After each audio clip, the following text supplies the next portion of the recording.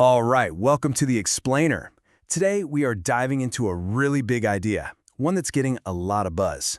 The possibility of using your self-managed super fund to buy property, maybe even with your family or friends. You know, if you've ever had that thought, you are definitely not alone. It's a dream for a lot of Australians. And with a recent law change that now allows up to 6 members in one fund, that dream of pooling your money together for a big purchase suddenly seems a whole lot closer. But hang on. Before you and your siblings start scrolling through real estate websites, it is so important to understand exactly what you'd be signing up for. It's a lot more than you might think. Okay, let's get into it. So, what exactly is a self-managed super fund? Well, think of it like this. It puts you, and I mean you, in the driver's seat of your own retirement savings. You get all the control, and this is the huge part, with that control comes an immense amount of personal responsibility. Every single member is a trustee, which means you're all legally on the hook for every single decision and for following all the rules. And right away, here's your first big reality check. That number you see? 8 hours. That's the average time trustees spend managing their fund every single month. This is not a set and forget kind of investment. It's basically a part-time job, and that's a serious chunk of time you have to be willing to commit from day one. Okay, let's talk about the rules of the game. And look, I really can't stress this enough. As a trustee, you are personally liable if you break these rules. It doesn't matter if you hired a fancy accountant or advisor to help you, the buck stops with you. The biggest rule, the one that governs everything, is something called the sole purpose test. Think of it as your fund's true north. It's a strict rule that says your fund must exist for one reason and one reason only: to provide retirement benefits for its members. That means you can't use it to give yourself or your relatives a benefit right now. And believe me, these rules are not flexible. So that dream of buying a beach house with your super and using it for family holidays? Nope, absolutely not. That's a direct violation of the sole purpose test. Same goes for lending money from the fund to your cousin to start a business. That's a big no-no. This whole system is built to create a strong wall between your retirement savings and your current life. So after hearing all those rules, you might be wondering, what's the big opportunity here? Well, it's that ability to have up to 6 members in a single fund. This is where that whole idea of pooling your super for one big asset really lights up. And really, this slide sums up the whole balancing act. On the one hand, yes, you get incredible buying power, you can lower your costs, and you have this amazing tool to build wealth across generations.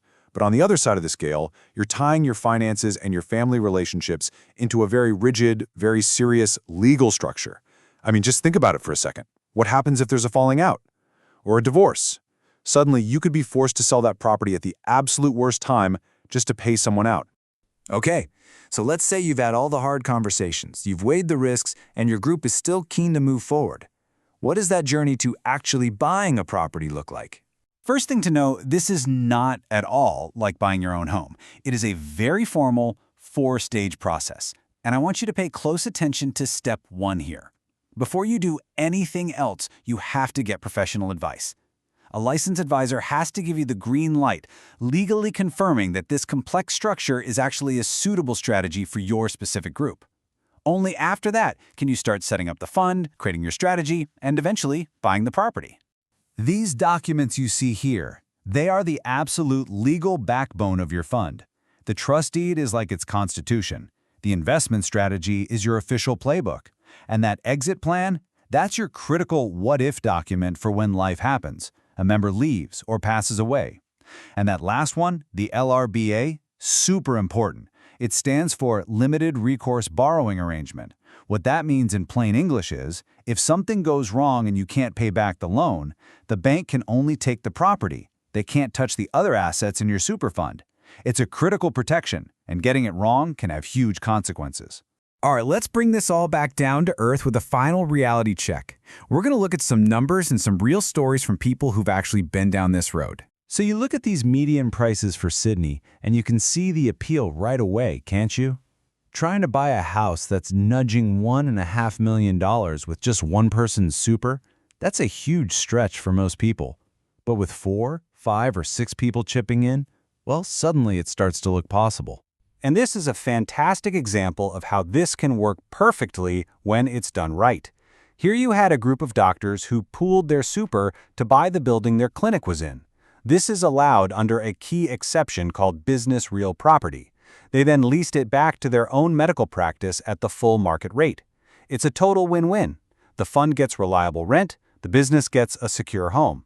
But, and this is a big but, it only worked because they followed every single rule to the letter. But then you have the other side of the coin. This story from Money Smart is just as important to hear. This person was excited about the idea, but they went and got the right advice. And that advice showed them that for their situation, it was actually a bad move. It would have put all their retirement eggs in one basket, increased their debt, and piled on a whole lot of cost and responsibility they just weren't prepared for. And really, that brings us to the final question, the one you have to ask yourself. And SMSF gives you this incredible control, this amazing opportunity to build wealth with people you trust. But that control isn't free. It demands your time, it demands expertise, and it loads you up with a huge amount of personal and legal responsibility. So is that a journey you're truly prepared to take?